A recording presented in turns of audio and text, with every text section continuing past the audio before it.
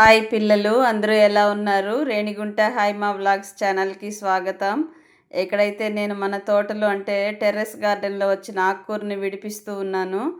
ఆకుకూర అయితే తోటకూర, సిరికూర. తోటకూర కొద్దిగా, సిరికూర కొద్దిగా, అలాగే పాలకూర కొద్దిగా, 3 రకాలు ఆకుకూరలు ఉన్నాయి. 3 రకాల ఆకుకూరలు పుల్లగూర చేద్దామంటే బజ్జీ చేద్దామని ఏరుతున్నాను. ఇందులో కొంచెం పండిపోయిన ఆకులు, అలాగే ఏర్లతో కూడా అలాగ వచ్చేసింది. కట్ చేశాను చాకుతో. అలాగే ఏర్లతో కూడా వచ్చేసిన ఆకులన్నీ ఉన్నాయి. అవన్నీ విడిపించి ఆకుకూర బజ్జీ చేద్దామని రెడీ చేస్తున్నాను. ఇది మొన్నటి చిన్ని వ్లాగు.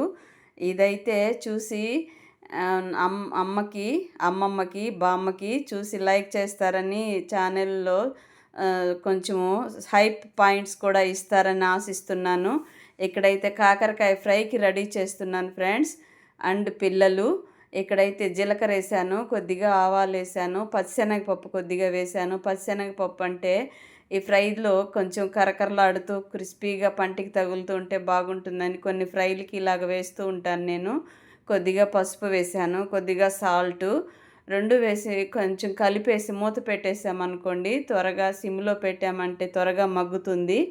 అంటే బిగినర్స్ కోసం చెప్తున్నాను. అందరికీ తెలిసిన విషయాలే, కానీ కొత్తగా వంటలు నేర్చుకునే వాళ్ళు ఉంటారు కదా, వాళ్ళకైతే ఇలాంటి టిప్స్ బాగా పనికొస్తాయి. ఇక్కడైతే రైస్ పెట్టాను. రైస్కి కడిగి పెట్టేశాను. అది కొంచెం సిమ్లో ఉడుకుతూ ఉంటుంది. ఇది చిన్నగా మంట వస్తుంది స్టవ్, అందుకని ఇది ఇలాగ మార్చాను. ఇది కొంచెం లేటుగా అయినా సరే పర్లేదు, రైస్ అయితే త్వరగా వచ్చేయాలి కదా, వెయిట్ నానుళ్ళు పడిపోతాయి అంటూ ఉంటారు కదా. ఎక్కువ నానితే రైస్ కూడా బాగోదు. వేడి మీద అంటే వేడి స్టవ్ మీద అటు ఇటు కాకుండా పెట్టామనుకోండి వేడి, అది అన్నం బాగోదు. అందుకని అలాగ మార్చి పెడుతున్నాను. ఇక్కడైతే చూడండి పిల్లలు, టమోటాలు, బీరకాయ కూర చేస్తున్నాను. అంటే కందిపప్పు కానీ పచ్చిశనగపప్పు కానీ అవేవి వేయకుండా ఏ రకాల పప్పుతో వేసినా సూపర్ టేస్టీగా ఉంటుంది బీరకాయ. కానీ మా ఇంట్లో పిల్లలు అయితే పప్పు వేస్తే తింటారు, మా వారైతే ఇలాగ చేస్తే ఇష్టంగా తింటారు. ఇక్కడైతే బీరకాయ కూరకి రెడీ చేస్తున్నాను. బీరకాయ కూరకి ఆయిల్ వేసాను, అన్నీ కట్ చేసి పెట్టుకున్నాను. బీరకాయలు, టమోటాలు, కొత్తిమీర, కరివేపాకు అన్నీ రెడీ చేసి పెట్టుకున్నాను. ఉల్లిపాయలు అయితే వేయలేదు. కొంచెం సపరేట్గా నాకు కూర తీసుకొని దాని తర్వాత ఉల్లిపాయలు సపరేట్గా వేపి ఇందులో కలుపుతాను. వేడి మీదే వేసేస్తాను కాబట్టి సెట్ అయిపోతుంది. పచ్చిమిర్చి జారి కింద పడిన దాన్ని ఎత్తి వేస్తున్నాను. పచ్చిమిర్చీలు కూడా ఒక 4 వేసాను పిల్లలు, అంటే కొంచెం టేస్టీగా కూడా ఉంటుంది కదా కూర అని. ఇక్కడైతే సిమ్లో పెట్టి వేపుతున్నాను. మట్టి పాత్ర పెట్టాను. దీంతో పాటు బీరకాయ ఒకటే తురిమాను, అంటే కట్ చేశాను. ఇంకా వంకాయలు కూడా కొన్ని వేద్దాము, వంకాయలు కూడా ఎక్కువ ఉన్నాయి అనేసి చెప్పాను కదా ఈ మధ్య వీడియోలో కూడా. ఈ మధ్య సంత కొంచెం దగ్గరగా వచ్చేసింది. బ్రిడ్జి పక్కన వచ్చింది, మేము కొంచెం అటు పై పక్క ఉంటాము. అందుకని ఆ బ్రిడ్జి దగ్గర ఉన్నాయి కదా అని కూరగాయలు బాగా తాజాగా అనిపిస్తున్నాయని తెచ్చేస్తున్నారు మా వాళ్ళు. అవన్నీ వేస్ట్గా వృధాగా పోనివ్వకుండా ఇలాగ ట్రై చేద్దామని వేస్తున్నాను. దీంతోపాటు ఒక 4 వంకాయలు వేశాను. టమోటాలు ఉడికిపోయినాయి పిల్లలు.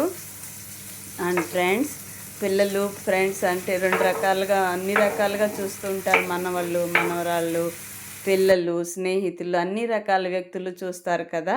ఇక్కడైతే 2 ఒకేసారి వేసేసాను. బీరకాయ, వంకాయ 2 కలిపి కట్ చేసి పెట్టుకున్నాను కాబట్టి వేసేసాను. దాని తర్వాత కారం కొద్దిగా, ధనియాల పొడి కొద్దిగా, పసుపు ఆల్రెడీ వేసాను కదా టమోటాల్లో.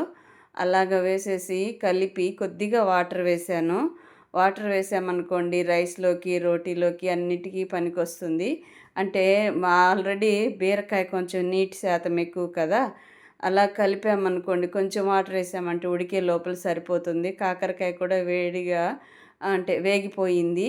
ఇదిగోండి, ఎంత వేపినా కానీ కొంచెం పచ్చిగానే అనిపిస్తుంది. కొన్ని కాకరకాయలు అలాగుంటాయి, చర్మం అంటే దాని అదేమంటారు, స్కిన్ కొంచెం గట్టిగా ఉంటుంది కదా, అందుకని అలాగ అనిపిస్తుందో ఏమో. వేరుశనగకాయల పొడి, కొద్దిగా కారము, సరిపడినంత ఉప్పు కొద్దిగా కలిపాను. ఇదిగోండి, కూర అయితే ఇలాగ రెడీ అయింది. వంకాయ, బీరకాయ కూర, కాకరకాయ ఫ్రై, వేడి వేడి రైస్. నచ్చితే